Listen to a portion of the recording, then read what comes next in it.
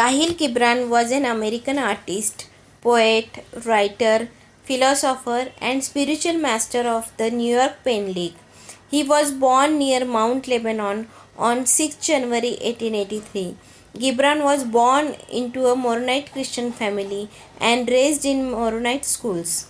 He was influenced not only by his own religion but also by Islam and especially by the mysticism of the Sufis.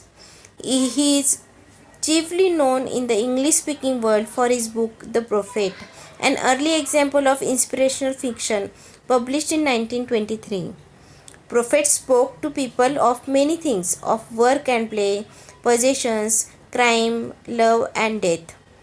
His fame and influence has spread far beyond the Near East.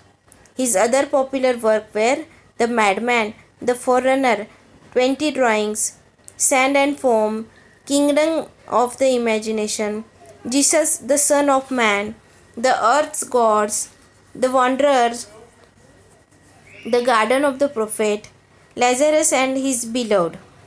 After his death in 1931, 10th April, his work collections were published by others, namely prose poems, Secret of the Heart, A Treasury of Kahlil Gibran, A Self-Portrait, Thoughts and Meditation,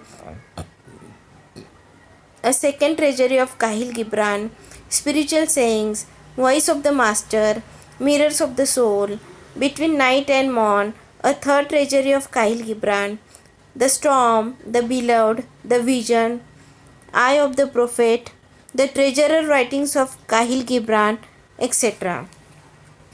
Let's see few stories from his book The Wanderer. The Path. There lived among the hills a woman and her son, and he was her first born and her only child. And the boy died of a fever whilst a physician stood by.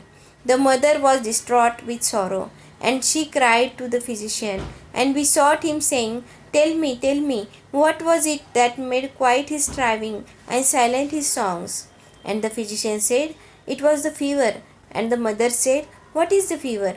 And the physician answered, I cannot explain it.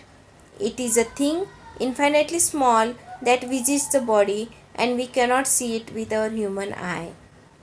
Then the physician left her, and she kept repeating to herself, something infinitely small, we cannot see it with our human eye.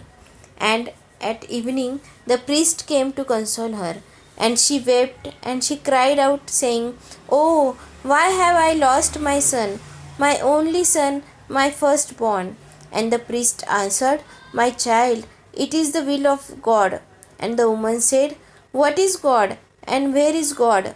I would see God that I may tear my bosom before him and pour the blood of my heart at his feet. Tell me where I shall find him. And the priest said, God is definitely vast. He is not to be seen with the human eye. Then the woman cried out, the infinitely small has slain my son through the will of the infinitely great. Then what are we? What are we?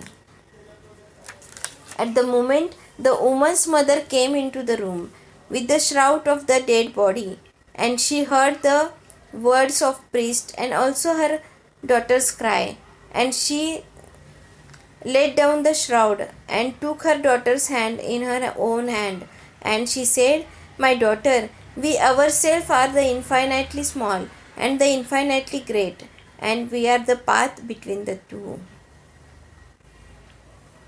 The second one is the quest. 1,000 years ago, two philosophers met on a slope of Lebanon, and one said to other, where goest thou?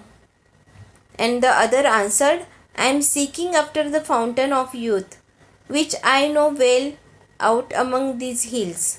I have found writings which tell of that fountain's flowering towards the sun. And you, what are you seeking? The first man answered, I am seeking after the mystery of death. Then each of the two philosophers conceived that the other was lacking in his great science, and they began to wrangle and to accuse each other of spiritual blindness.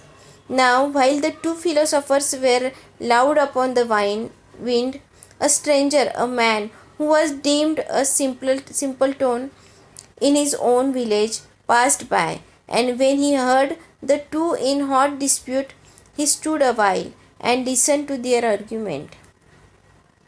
Then he came near to them and said, "My good men, it seems that you both really belong to the same school of philosophy, and that you are speaking of the same thing.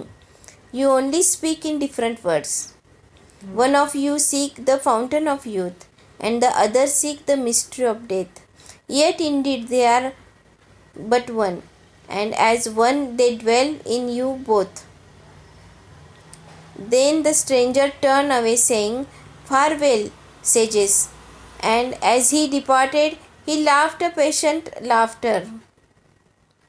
The two philosophers looked at each other in silence for a moment, and they laughed also.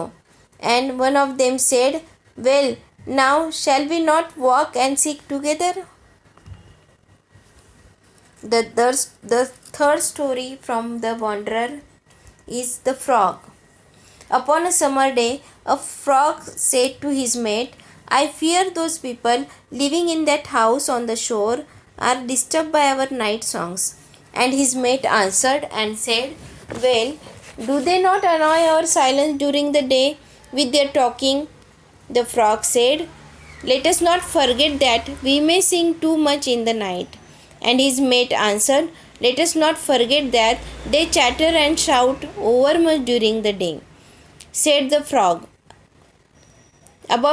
What about the bullfrog who disturbs the whole neighborhood with his God-forbidden booming?" And his mate replied, And what say you of the politician and the priest and the scientist who come to those shores and fill the air with noisy and dreamless sound?" Then the frog said, "Well, let us be better than these human beings. Let us be quiet at night and keep our song in our heart. Even though the moon calls for our rhythm and the stars for our rhyme, at least let us be silent for a night or two, or even for 3 nights." And his mate said, "Very well, I agree. We shall see what your bountiful heart will bring forth." Then that night the frogs were silent, and they were silent the following night also, and again upon the third night. And strange to relate, the talkative woman who lived in the house beside the lake came down to breakfast on that third day, and shouted to her husband, "I have not slept these 3 nights. I was secured with sleep when the noise of frogs was in my ear. But something must have happened. They have not sung now for 3 nights, and I am almost maddened with sleeplessness." The frog heard this, and turned to his mate, and said, winking his eyes, "And we were almost maddened with our silence, were we not?" And his mate answered, "Yes, the silence of night was heavy upon us, and I can see now that there is no need for us to cease our singing for the comfort of those who must need fill their emptiness with noise." And that day night of moon called not in vain for their rhymes, and not the stars for their rhyme.